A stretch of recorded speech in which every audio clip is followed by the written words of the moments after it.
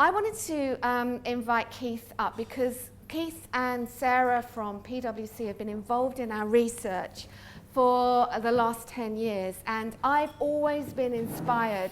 They are a top deck organisation. They don't pay to be there, but generally, seriously, they are doing these things, and rather than just me talking about how you got ready for the future, I thought it'd be really good to find out from you. Things that business has been changing, and you're in the learning, technology and transformation team, aren't you? So tell us a little bit about the changes you've had to make as a team over the last few years. Sure, thanks, and delighted to be here this morning. A few years ago we started looking at the skill set of our L&D professionals. We're an organization of roughly 200,000 people, a collection of member firms. There's no top-down dictate to do anything. It's all about teamwork, collaboration. Roughly 1,000 people, and we looked across the organization and said, we're not sure that those 1,000 people have the skills that our business needs to take them where the business says they want to go. So what are we going to do about that? And we implemented a couple of curriculums. One, we looked at the instructional design skill set, the people who are on the ground getting their hands dirty doing the work, and what did they need to know to change. The second curriculum really looked at what's the conversation these people need to be having with the business? So not about courses, but about the business need, and how do we grow them into performance consultants and help them have that better conversation with the business. There's a couple of skills there about the digital side of things and the business conversation. What other skills did you think that you needed to build into the team as a whole? Where did you have to move them from and to in terms of their skill set? A lot of classroom learning, and people who had come up through the business maybe didn't even have an L&D background. So we had to give them some grounding and some basic L&D things. But I think one of the most powerful things we did was teach by example. What's the future of learning, and how do we give people a curriculum that models that? So we flipped the classroom in the way that we taught our L&D professionals. We moved to bite-sized learning. We set up a social platform, and it was kind of a way for them to try things out in a very safe environment, to feel what it was like as a consumer of learning, to experience learning in a different way. And that's been so successful. I have people call all the time. They're like, until I'd actually experienced it, it was so difficult to go out and have the conversation with the business about it. So we always try to model where we think things are going. Mobile pieces, snackable learning. Someone said to me yesterday, crumb-like learning. They want it in 60 seconds now. 2 minutes is too long. Yeah, I think you show me how you'd like us to do that for you. Right. So picking up on, I have conversations with a lot of people that say, having that conversation with business, that credibility to have that conversation with business, to say, actually, we need to do things differently. How did you equip the team? What practical things did you do to build confidence and credibility in the L&D team at PwC? Well, a couple of things. One is improving their business acumen. PwC does a lot of research. We have a lot of things that help inform our clients and customers about the business. So what are the things that our clients and customers are accessing? What's the research that we're doing internally? And just making sure our L&D teams stay up to date on that and know where to go to access it. Also simulating that client conversation. Again, we do a role play activity with our consultants where we actually have a partner come in and grill them on a learning need, and a coach listens into the conversation and gives some feedback about how they're doing. So they're having to rely on that business acumen, and then getting actual real-time feedback from someone to say, did you get this? You missed this. And then the partners are so happy to give that feedback too. To say, I needed you to ask me more about this, to push me on this. So I think that's one of the things that's really helped up the confidence level of our consultants in L&D. So how did you get the partners to agree to be part of this process? Because I get a lot, I know we haven't rehearsed this question, but I get a lot of feedback from people saying, well, as senior leaders still come to us and ask for courses. We've got a vision for the future, but they haven't. So how did you win them over even to get involved with that process? I go where the energy is. Not every single partner is like that. Yeah. Some of our partners are still asking for courses and we're having to re-educate them. However, if you look in your organization, you know, who are the people who are out at the forefront? In our advisory line of service, for example, that's who wanted the 60-second course or crumb learning, whatever you would call it. They're really at the forefront of looking at consumer needs, and so partnering with those partners who are at the forefront, who already have that sort of thinking, who are helping to drive us. I look for those entrepreneurs in the business who are changing the business and make sure that I have really good relationships with them and understand what they're doing, and it becomes a real partnership with them. So not everybody's there, but find the people who are, and those people who are interested in changing things and who are willing to take a risk. And those champions have been really happy to help us. Oh, that's great. I'm really also interested in the thing about how do we facilitate conversations within the business, our role in kind of getting people to learn from each other in that learning process. And I know that you've got a big social learning platform, Sparks, within PwC. When that came in, did that just make you think, well, actually, they're all going to be connecting with each other anyway? Or did you believe you had a role to play in facilitating those conversations? How did that work? If you build it, they will come, right? And if you give them a platform, they will talk.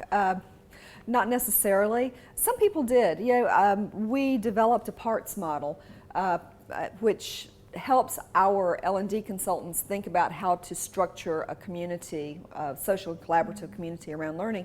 And the research that we did found that it fell on the spectrum. You've got communities of practice where people have so much passion and enthusiasm around something that they sort of self-form. And then you've got communities where people need to know something about a topic, but they're a lot less likely to just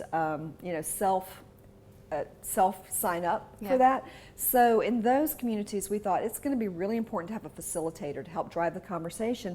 And they don't want to hear from L&D. They want to hear from people in the practice. So we had to scale up our L&D staff on how to be a facilitator of a social community. And we learned part of that was helping the business learn how to facilitate that conversation, because they didn't want to hear what L&D thought about the new digital platform. They wanted to hear what this cool partner thought about that platform. But helping seed those questions and helping them see the value, L&D very much has a role in facilitating that conversation. And was that a difficult shift and transition that your teams had to make into that world, or did they just kind of duck to water, or? They loved it. So how did it work? No, I've always found it useful whenever any new technology is coming in, and this goes back to the very first thing that was new to me, which was virtual classroom, and all of my classroom instructors thought, well, there goes my job. No, it's about evolving and changing your skill set. And as with anything, you have people who take to change and embrace it and are early adopters, and then you have others that you're hostages. You're going to drag them kicking and screaming toward change. So I try to go where the energy is and look for those people who are your natural champions. Get some successes under your belt, and then you can take that evidence and go back to people who are a little more resistant to say, look, we're having some success here. And then they're willing to try. And then you probably have your 10% who you're never going to quite move there, but classroom's never going to go away. So I think what really impressed me when I was working with Sarah back in 2003, that even then they were using things like live online, like webinar environments, to connect the L&D teams together to learn from each other. And so your academy and what you're doing now kind of is taking that into one step forward in terms of giving them the experience internally. Yeah, we have a digital learning academy. We've got over a couple of hundred assets in it right now. We're adding to it every day. And again, my thought on that is, let's model what we want our L&D professionals to be able to take to the business. So we're giving our L&D professionals 2-minute courses. We do a Hot Topics video series that our L&D professionals actually produce themselves. So it's like, what do you see on the horizon? What's cool? And they do just a short cell phone video, 2 minutes. I just did one a few weeks ago on Agile, and what does Agile really mean in the context of L&D? We've done one on gamification, but our L&D professionals can produce these themselves. And what we're modeling there is, learner-generated content. So when you've experienced that yourself and put it out, I think it helps you have that conversation about the pros and cons with the business. And talking about the kind of the future, because I know, from what I know of you guys and a lot of years of experience, you don't stand still. So what is your next step for the future in terms of the skills of the team and where you're moving to next?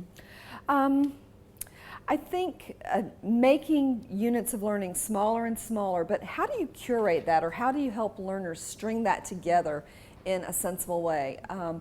You can't learn everything in a 60-second soundbite.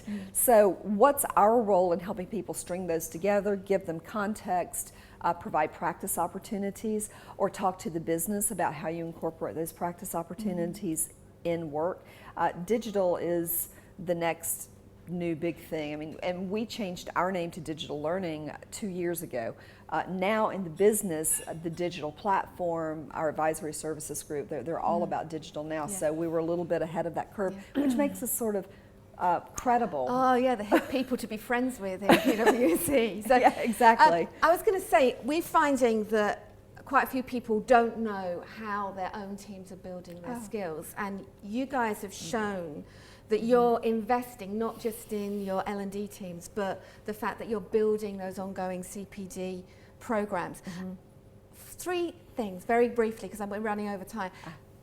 Okay, how do you keep personally your skills up to date in this world? What are the 3 tips that you can give us to leave us with this morning? Find cool people and make friends with them, and pick their brains. My IT guys are my best friends, so I pay attention to consumerization and those cool people who know where that's going. I read a lot and find good blogs to follow, people who have progressive thinking. And then I would say, the third thing is your network. Cultivate a network of people who are like-minded. Go to conferences, go to events like this, and pick the brains of people who are keeping current.